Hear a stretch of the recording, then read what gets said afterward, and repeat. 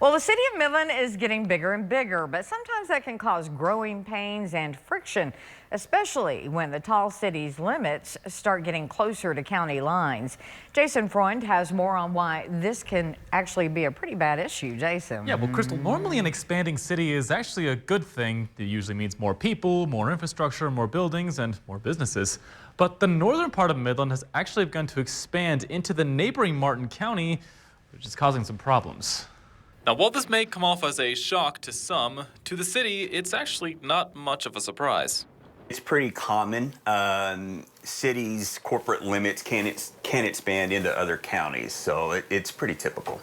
But tell that to the neighbors who live out there, because this Caliche road you see here has been an issue for years.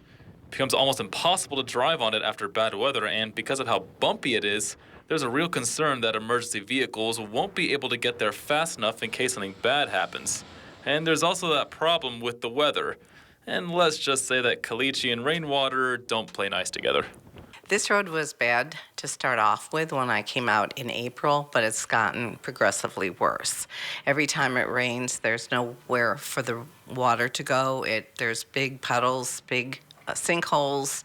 Those neighbors have been reaching out to the City of Midland and Martin County trying to get something done. And the City of Midland does say that for now, there are plans to work on some of the roads out there in due time.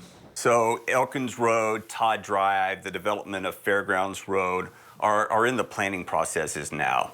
When I say that, we don't have all the right-of-way we need, and it's happening in phases. That phrase right-of-way is the big one. For the City of Midland to work on any roads, they need to have the right-of-way, which needs to be bought ahead of time from property owners to get roads built and maintained. When we acquire right-of-way, we work with multiple property owners to acquire right-of-way.